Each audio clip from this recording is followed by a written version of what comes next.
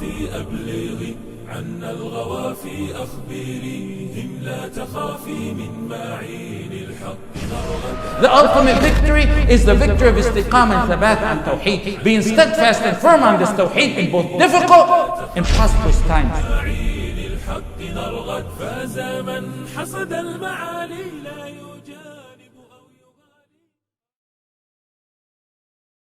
Abu Sufyan radiallahu anh said, Al-harbu baynana wa baynahu sijal.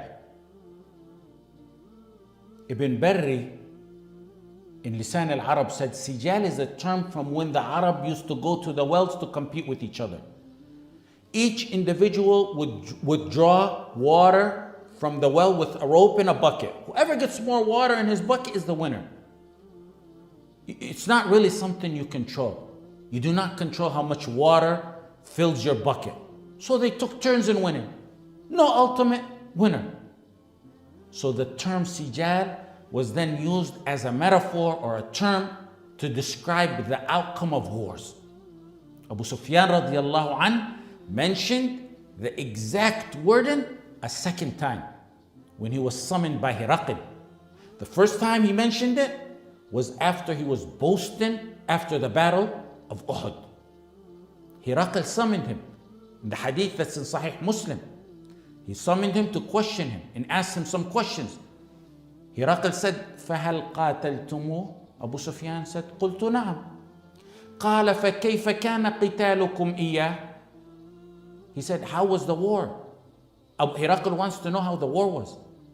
Abu Sufyan said, الْحَرْبُ بَيْنَنَا وَبَيْنَهُ سِجَالٌ يَنَالُ مِنَّا وَنَنَالُ مِنْهُ. Hiraql said, are you at war with him, the Messenger sallallahu alaihi wasallam? Abu Sufyan radiallahu anh said, yes. Hiraql said, well, what's the outcome of that war? He said, Al-harbu baynana wa baynahu sijal, yanalu minna wa nanalu min. It's shared in turns. Sijal. Abu Sufyan radiallahu anh said, of course, he wasn't a believer at that time.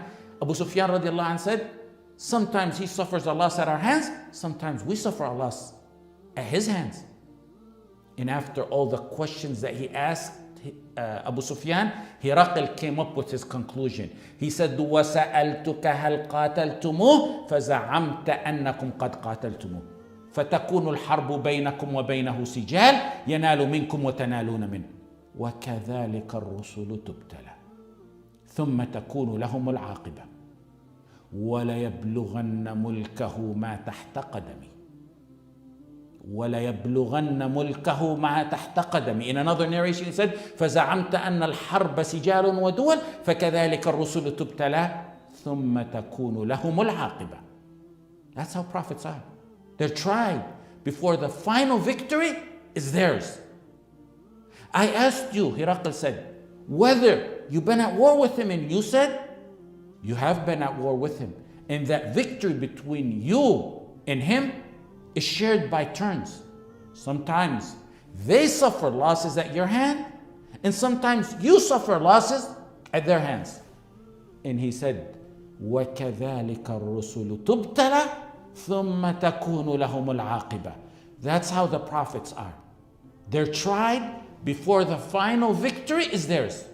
Messengers and muwahideen who follow in their path are tried, but the ultimate victory is always theirs. Keep in mind, at this point, like I said, it was two non-Muslims talking to each other. Hiraql wasn't a believer, and at that point, Abu Sufyan had still not embraced Islam. But they were given facts. Hiraql said, وَلَيَبْلُغَنَّ مُلْكَهُ مَا تَحْتَ قَدَمِهِ. His rule will extend, without a doubt, to this place which is under my feet, where I'm standing right here today. And it was as he predicted. Just a few years after that.